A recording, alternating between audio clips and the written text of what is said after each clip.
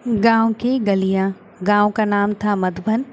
पेड़ों से घिरा, मिट्टी की महक से भरा और दिलों से जुड़ा हुआ। यही रहता था विजय, जो एक बड़ा आदमी बन चुका था। लेकिन कभी वो भी मिट्टी में खेला करता था, बैलों के पीछे दौड़ता और माँ की गोद में सोता था। अब वो शहर में एक बड़ी कंपनी में मैनेजर था। गाड़ी, बंगला, मोबाइल, मीटिंग, सब कुछ था, बस नहीं था सुकून। एक दिन माँ की चिट्ठी आई, बेटा बहुत दिन हो गए तुझे देखे, अब के होली पर आजा। विजय ने चिट्ठी पढ़ी, कुछ पल ठहर कर गहरी सांस ली और ऑफिस से छुट्टी ले ली। गांव पहुंचा तो सब कुछ वैसा ही लगा। पेड़ों की सरसराहट, कुत्तों की आवाज़ें और बच्चों की हंसी। माँ ने लिपट कर रोते हुए कहा, अब आया है राजा बेटा। विजय मुस्कुराया, पर आंखों में नमी थी।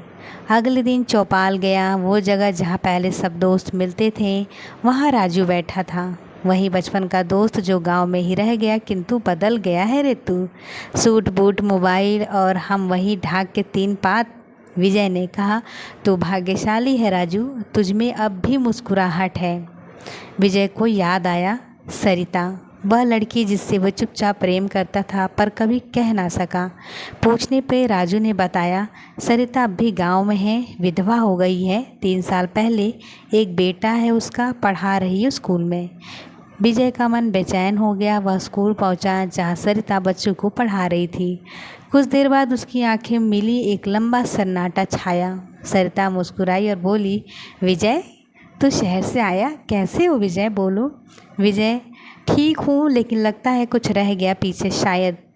मैं सरिता की आंखों में ही भावनाओं का समंदर था, पर वह संयमित रही। अगले कुछ दिन विजय ने गांव में बिताए, बच्चों को पढ़ाया, खेत में हल चलाया और रात में तारे गिने। माँ बोली, बेटा अब तो यहीं बस जा, शहर ने क्या दिया। विजय चुप रहा।